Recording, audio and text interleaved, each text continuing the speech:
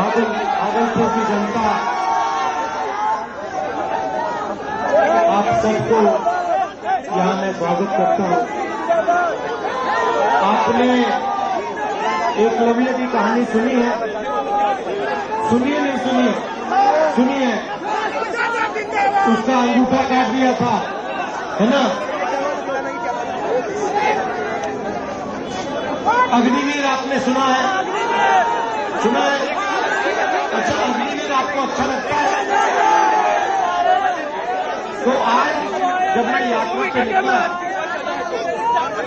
मुझे रास्ते पे अमरनाथ अग्निवीर मिले। जरा खड़े होना है जरा अमरनाथ। ये देखिए, ये अमरनाथ है, ये अग्निवीर था, ठीक है? अब मैं अच्छा ठहर जाओ, मगर ये मैं पहले इसके बाद बताता हूँ, फिर आपके बताएंगे। तो ये अग्निवीर था। नहीं, खड़े रहो भैया, मेरा काम करो। अपना हाथ दिखाओ, दूसरा वाला जहाँ कटा है, जहाँ चोट लगी। हाँ, ये वाला दिखाओ, ये दिखाओ, ठीक से दिखाओ। ये है नरेंद्र मोदी का काम। अब आप पूछो क्या, ये आपको बताएंगे। बता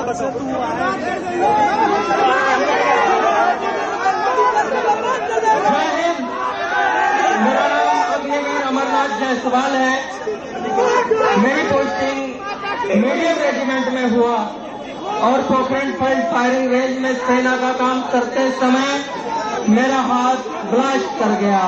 अगर फोर्स मेरी तरफ होता तो शायद आज इस दुनिया में मैं नहीं रहता, लेकिन बारूद का प्रेशर मेरी तरफ न होकर अपोजिट साइड था और मैं सुरक्षित बच गया।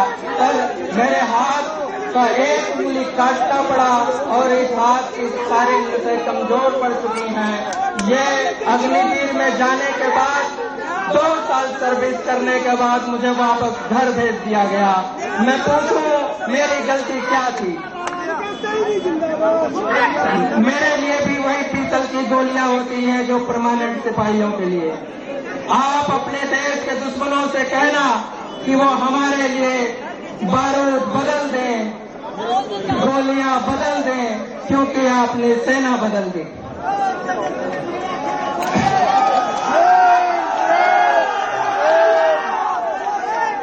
मैं अपने देश के लिए थोड़ा जो कुछ कुर्बानी दी, मैं अपने देश को एक संदेश देना चाहता हूं कि भारतीय सेना देश की नींव जब देश के मंचों पर चढ़ने लगे तो समझ लेना चाहिए कि हमारा देश कमजोर हो गया। और देश के प्रधानमंत्री को एक संकेत करना चाहता हूं कि आपके सचिव ने, आपके विशेष सलाहकार ने आपको ये सलाह नहीं दिया कि पागल सेना और शेर नहीं छेड़े जाते, क्योंकि ये पलटवार करते हैं। और जब ये पलटवार करते हैं तो जांच की शासन समाप्त हो गया। जब ये पलटवार करते हैं तो अंग्रेज समाप्त हो गए। हम अपने सम्मान का बदला लेकर रहेंगे। आप नहीं विश्वास होता तो राहुल भैया की रैली का कोई भी वीडियो उठाकर देख ले। ये युवा अपने मन के लिए खड़े हैं, आपको सत्ता से हटाने के लिए खड़े हैं। हम अपनी सेना के लिए खड़े हैं। धन्यवाद भैया। एक आखिरी बात ये भी बता दो, आप हो कहाँ के?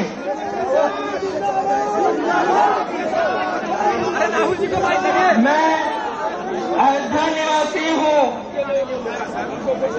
मैं पकड़ लेता हूँ।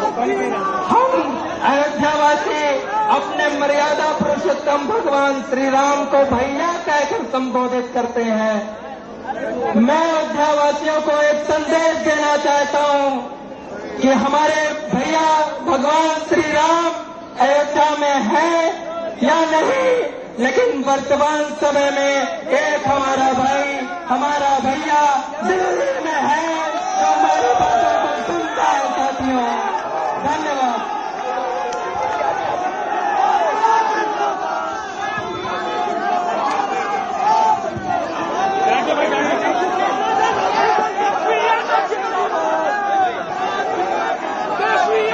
तो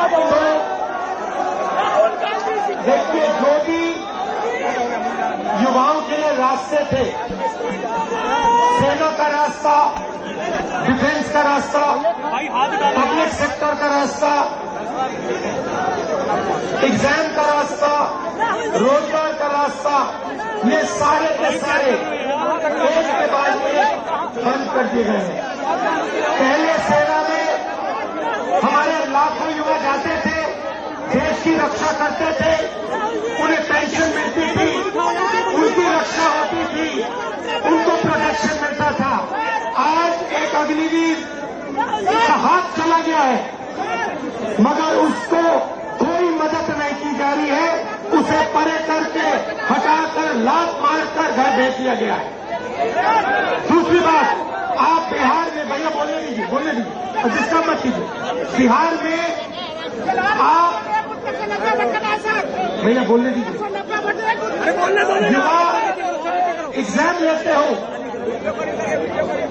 महीनों के लिए आप पढ़ाई करते हो, क्यों? क्योंकि आप रोजगार चाहते हो। एग्जाम का दिन आता है, उससे पहले पेपर लीक होता है, अमीर लोगों को, कनेक्टेड लोगों को सवाल के जवाब मिल जाते हैं, वो पेपर को एस करते हैं और आप लोगों को हटा दिया जाता है।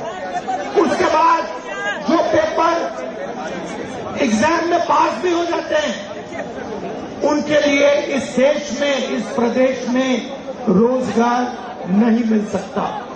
छोटे व्यापारियों को खत्म किया, नोटबंदी की, अग्निवीर लागू किया, गलत कानून किसानों के लिए लाए। ये हो क्या रहा है? ये हिंदुस्तान के गरीब लोगों को खत्म करने का काम किया जा रहा है।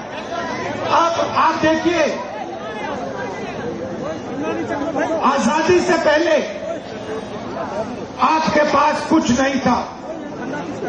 जो छोटे कमजोर लोग थे, किसान थे, मजदूर थे, दलित थे, जिनको आज हम ओबीसी कहते हैं, ये थे, आपके पास कुछ नहीं।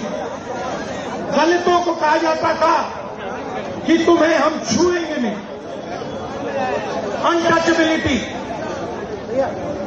करोड़ों लोगों को हर रोज हिंदुस्तान में कहा जाता था कि तुम्हें हम छुएंगे नहीं। परछाई पड़ती थी तो कहते थे नहीं, परछाई तक नहीं पड़ सकती थी।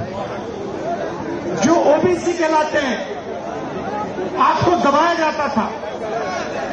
आप भूल गए हो, शायद आप भूल गए हो, मगर आजादी से पहले आपको दबाया जाता था, आपको मौका नहीं दिया जाता था। आजादी के बाद कॉन्स्टिट्यूशन दो मुझे भाई, अलंकार, संविधान।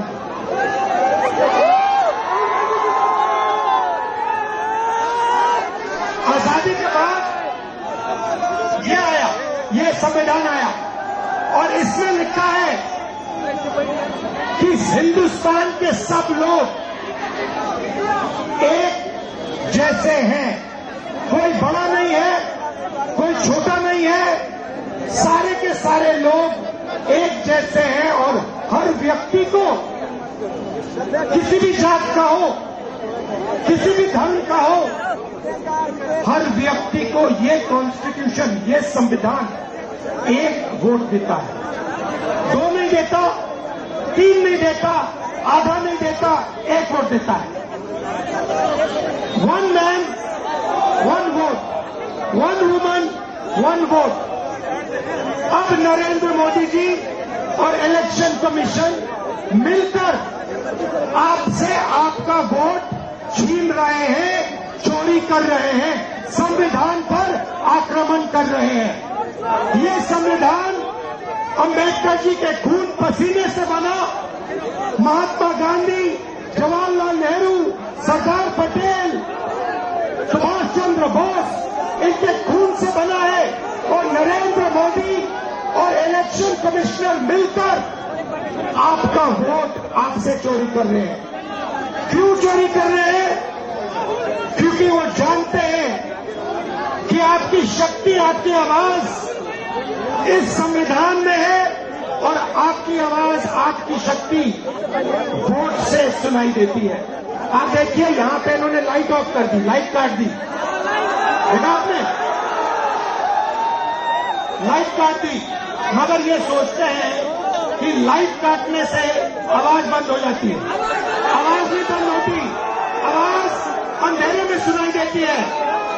और इसीलिए ये आपके आवाज को बंद करने की कोशिश कर रहे हैं, कह रहे कि भैया आपका जो हक है, जो वोट है, वो आपसे ले लेंगे।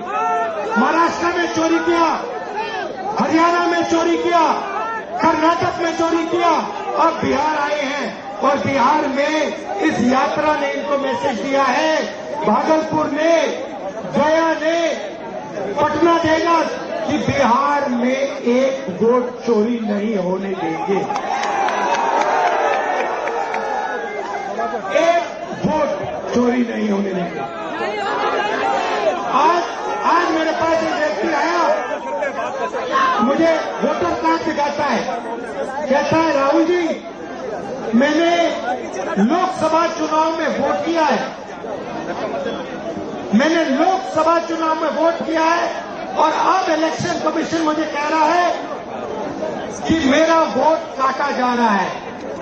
मुझसे पूछ रहे वो मेरा वोट क्यों काटा। मैंने उनसे पूछा भैया आपका नाम क्या है, नाम क्या है, नाम बताया। फिर मैंने कहा कौन सी पार्टी के लिए वोट करते हो, कहता कांग्रेस पार्टी। मैंने कहा समझ गए बात, क्यों काटा है आपका वोट, क्योंकि आप कांग्रेस पार्टी को वोट देते हो, आप आरजेडी को वोट देते हो, आप वीआईपी को वोट देते हो, आप सीपीआईएम को वोट देते हो, इसलिए आपका वोट काटा जा रहा है। सीधी सी बात। तो मैसेज एक है, वोट चोर, वोट चोर। और अब वोट चोर महाराज बिहार आए, आज गया गए और कहते हैं एसआईआर की बात करते हैं। भाइयों और बहनों, एसआईआर की बात करते हैं और मैंने जो मुद्दा उठाया, जो माधेपुरा कर्नाटक की एक विधानसभा में 1 लाख फर्जी वोट निकले, जिसके माध्यम से बीजेपी चुनाव जीती, उसके बारे में प्रधानमंत्री कुछ क्यों नहीं कहते हैं। हरियाणा के चुनाव के बारे में कुछ क्यों नहीं कहते, महाराष्ट्र के चुनाव के बारे में कुछ क्यों नहीं कहते, मणिपुर में जो हो रहा है उसके बारे में कुछ क्यों नहीं कहते। सच्चाई ये है भाइयों और बहनों कि इलेक्शन कमीशन और प्रधानमंत्री बीजेपी मिलकर लोकतंत्र को खत्म करने में लगे हैं, संविधान को मिटाने में लगे हैं और आपका वोट चोरी करते हैं।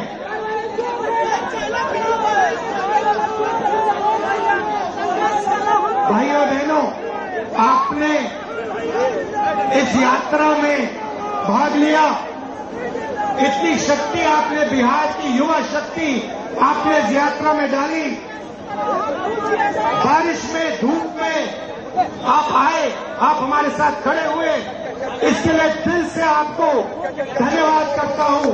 नमस्कार, जय हिंद, जय बिहार।